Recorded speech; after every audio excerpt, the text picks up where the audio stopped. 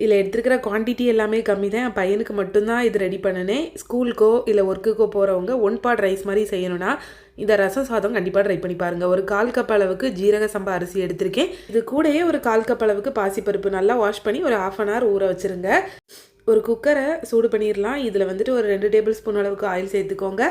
Oil நல்லா சூடான அப்புறமா இதில் கொஞ்சமாக கடுகு நல்லா பொரிஞ்ச அப்புறமா இதில் வந்துட்டு ஒரே ஒரு வரமிளகா மட்டும் சேர்த்துருக்கேன். இந்த ரச சாதத்துலேயும் காரம் கம்மியாக தான் இருக்கும். ஏன்னா பையனுக்கு ரெடி பண்ணுறதுனால காரம் அதிகமாக இருந்ததுன்னா கண்டிப்பாக சாப்பிட மாட்டான். இது கூடால ஒரு 6-7 பல் பூண்டு நல்லா நச்சுட்டு சேர்த்துக்கோங்க. மிக்சியில் போட்டு அடிச்சிட வேண்டாம், ஏன்னா அதோட ஃப்ளேவர் போயிடும். இது கூடவே ஒரு 1/4 டீஸ்பூன் அளவுக்கு காயப்பொடி, இது எல்லாத்தையும் சேர்த்து நல்லா வதக்கி எடுத்துடலாம். இது கூடவே ஒரு கொத்து கருவேப்பிலை சேர்க்குறேன். கருவேப்பிலை ஏன் ஃபஸ்ட்டே சேர்க்கலை அப்படின்னா கரிஞ்சு போயிடும், அதனால தான் சேர்க்கலை.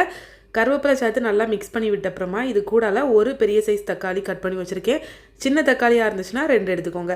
தக்காளியை சேர்த்து நல்லா மிக்ஸ் பண்ணி விட்டுட்டு இதை மூடி போட்டு தக்காளி மசிஞ்சு வர்ற வரைக்குமே குக் பண்ணி எடுத்துக்கோங்க. இப்போ தக்காளி நல்லா மசிஞ்சிடுச்சா, இப்போ இது கூடால ஒரு சின்ன சைஸ் நெல்லிக்காய் அளவு புளியை தண்ணியில் ஊற போட்டு வச்சுருந்தேன்.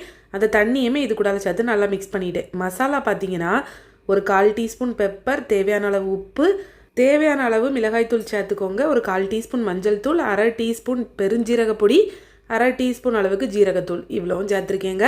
ஒருவேளை இந்த மசாலா எல்லாம் வேண்டாம் அப்படின்னா நீங்கள் வந்துட்டு சாம்பார் தூள் கூட சேர்த்துக்கலாம், அதுவுமே ரொம்ப நல்லாயிருக்கும்.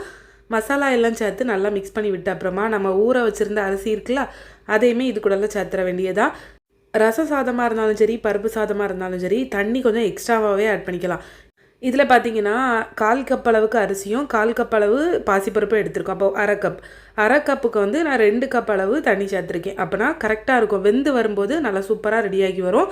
ஃபைனலாக இது கூட கொஞ்சமாக கொத்தமல்லி இலை சேர்த்து தண்ணி லைட்டாக கொதித்து வரும்போது மூடி போட்டு அப்படியே வச்சுருங்க. மூடி போட்டு லோ ஃப்ளேமில் ஒரு 3-4 விசில் குக் பண்ணி எடுத்துருங்க. ப்ரெஷர் கம்ப்ளீட்டாக ரிலீஸ் ஆனப்புறம் ஓப்பன் பண்ணி பார்த்தீங்கன்னா அதோட கலரே அவ்வளோ சூப்பராக இருக்குங்க.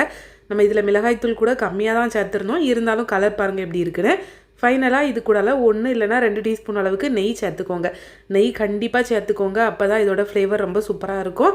அப்படியே ஒரு மிக்ஸ் கொடுத்துட்டு இது கூடால பாயில் பண்ணி ஃப்ரை பண்ண எக்கு இல்லைனா வந்துட்டு உருளைக்கிழங்கு வச்சு சாப்பிட்டு பாருங்கள். சுட சுட ரசம் சாதம் செம்மையாக இருக்கும். ட்ரை பண்ணி பார்த்தீங்கன்னா கண்டிப்பாக கமெண்ட்ஸில் ஷேர் பண்ணுங்கள்.